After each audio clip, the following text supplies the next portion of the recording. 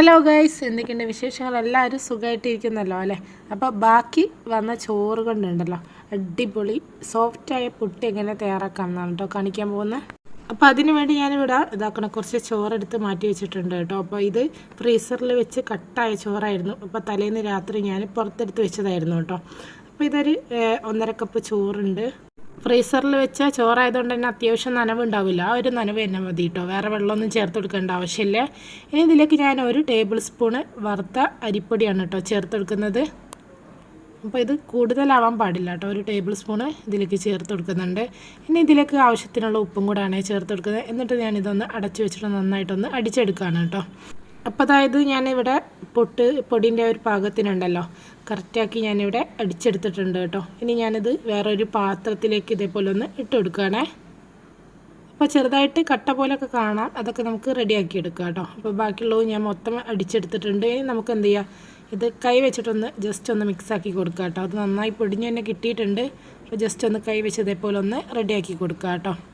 നനവ് കൂടുതലായി തോന്നുകയാണെങ്കിൽ കുറച്ചും കൂടി അരിപ്പൊടി ഇട്ടിട്ട് ഒന്നുകൂടെ ഒന്ന് മിക്സിയിലിട്ട്, അതേപോലെ കട്ട കൂടുതലായിട്ട് തോന്നുകയാണെങ്കിൽ ഒന്നും കൂടെ ഒന്ന് മിക്സിയിലിട്ടൊന്ന് അടിച്ചെടുത്താൽ മതി കേട്ടോ. അപ്പോൾ അതായത് ഇത് ഇവിടെ കറക്റ്റ് അളവിനായി കിട്ടിയിട്ടുണ്ട് കേട്ടോ, നനവും ഉപ്പൊക്കെ പാകമായി കിട്ടിയിട്ടുണ്ട്. ഇനി ഞാനിതൊന്ന് ചുട്ടെടുക്കുകയാണ് കേട്ടോ. അപ്പോൾ അതിന് വേണ്ടി ഞാനിതാക്കുന്ന നമ്മുടെ പുട്ടുകുറ്റിയിലേക്ക് ആദ്യം തേങ്ങ ഇട്ട് കൊടുക്കുകയാണേ. തേങ്ങ ഇട്ടതിന് ശേഷം നമ്മുടെ പുട്ടുപൊടി ഇട്ട് കൊടുക്കുക കേട്ടോ. പിന്നെ പുട്ടുണ്ടാക്കാൻ എല്ലാവർക്കും അറിയാമല്ലോ. പിന്നെ നമ്മളെ വീട്ടിൽ ബാക്കി വരുന്ന ചോറൊന്നും ഇനി കളയേണ്ട ആവശ്യമില്ല. ഇതേപോലെ ഒരു നേരം നമുക്ക് പുട്ടൊക്കെ ഉണ്ടാക്കി കഴിച്ച് നോക്കാം. അപ്പോൾ അടിപൊളി ടേസ്റ്റുമാണ്, നല്ല സോഫ്റ്റ് ആയിട്ടുള്ള പുട്ടും തന്നെ നമുക്ക് കിട്ടുന്നതാണ് കേട്ടോ. അപ്പോൾ ഞാനിത് ഫുള്ളായിട്ടൊന്ന് ഫില്ല് ചെയ്ത് കൊടുക്കുന്നുണ്ട്.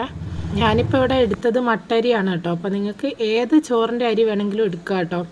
അപ്പോൾ ഞാനിവിടെ മട്ടരിയാണ് ഉണ്ടായിരുന്നത്, അതുകൊണ്ട് അത് എടുത്തുവന്നേ ഉള്ളൂ കേട്ടോ. അപ്പോൾ അതാ ഞാൻ ഫുള്ള് ഫില്ലാക്കി എടുത്തിട്ടുണ്ട്. ഞാനിത് ഒന്ന് ഉണ്ടാക്കിയിട്ട് നിങ്ങൾക്ക് കാണിച്ചു തരാം കേട്ടോ. അപ്പോൾ ഞാനെന്താ വെള്ളതാ തിളച്ച് വന്നിട്ടുണ്ട്. ഇതിൻ്റെ മുകളിലേക്ക് നമ്മുടെ പുട്ടിൻ്റെ കുറ്റി ഞാൻ വെച്ച് കൊടുത്തിട്ടുണ്ട് കേട്ടോ. അപ്പോൾ നമ്മുടെ സാധാ പുട്ട് പോലെ തന്നെ നമ്മൾ കടയിൽ നിന്നൊക്കെ വാങ്ങുന്ന ആ ഒരു പുട്ടിൻ്റെ അതേ സോഫ്റ്റ് തന്നെ, നല്ല അടിപൊളി സോഫ്റ്റ് ആയിട്ട് തന്നെ കിട്ടുന്ന ഒരു പുട്ടാണ് കേട്ടോ. ഇത് ചോറ് ആയതുകൊണ്ട് തന്നെ നല്ല സോഫ്റ്റും ആയിരിക്കും. അപ്പോൾ വീട്ടിലൊക്കെ ഇനി ചോറൊക്കെ ഉണ്ടാവുകയാണെങ്കിൽ ബാക്കി വരികയാണെങ്കിൽ ഇനി ആരും കളയേണ്ട ആവശ്യമില്ല. ഫ്രിഡ്ജിലൊക്കെ സൂക്ഷിച്ചിട്ട് ഇതേപോലൊക്കെ ഒന്ന് തയ്യാറാക്കി നോക്കുക. അപ്പോൾ അതായത് കാണുമ്പോൾ തന്നെ നിങ്ങൾക്ക് മനസ്സിലാവും എത്രത്തോളം സോഫ്റ്റാണ്, നല്ല അടിപൊളിയായി കിട്ടിയിട്ടുണ്ട് കേട്ടോ. അപ്പോൾ ഞാനിതൊരു പാത്രത്തിലേക്ക് മാറ്റുന്നുണ്ട്. ഇനിയിപ്പോൾ പുട്ടുപൊടിയൊക്കെ വാങ്ങിയിട്ട് ആരും പൈസ കളയേണ്ട ആവശ്യമൊന്നുമില്ല. വീട്ടിൽ ചോറൊക്കെ ബാലൻസ് വരികയാണെങ്കിൽ ഇതേപോലൊക്കെ ഒന്ന് ചെയ്ത് നോക്കുക കേട്ടോ. അതേപോലെ നിങ്ങളെ വിലയേറിയ കമൻറ്റുകളൊക്കെ നിങ്ങളെ വീഡിയോൻ്റെ താഴെ അറിയിക്കാൻ മറക്കരുത്.